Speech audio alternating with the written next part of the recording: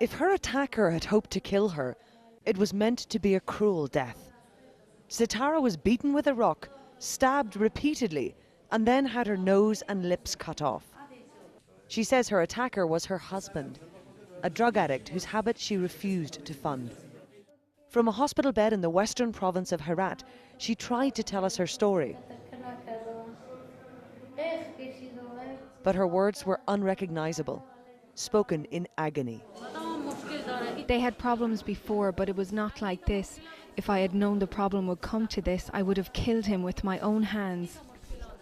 As with so many cases in Afghanistan, the assault happened in her home, the very place where women in conservative societies should be safe. Do you see this blood? When we first came, she was lying here. The blood is from her lips and the nose. There was a lot of blood which is now dried. The blood on the walls here is from her hands. She was semi-conscious but saying just a few words. While Sitara's case may be unusual in the extreme levels of brutality involved, those who work with women across Afghanistan say there are increasing reports of women being assaulted. The Afghanistan Independent Human Rights Commission said that in 2013 they saw a 26% increase of reports from women saying they had been violently assaulted. Women are protected under Afghan law, but the state rarely brings culprits to justice.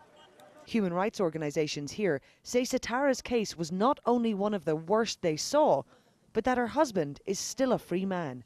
The worst cases of violence against women in 2013 were the cutting of the nose and lips of a woman in western Afghanistan and another woman in Baghdad who was chopped into pieces with an axe by her husband. Unfortunately, the perpetrators of the crimes did not face justice. Without justice for Afghan women, the men who attack them are unlikely to stop. Politicians and officials continue to pay lip service to women's rights. But their refusal to act on promises could see the violence get even worse. Jane Ferguson, Al Jazeera, Kabul, Afghanistan.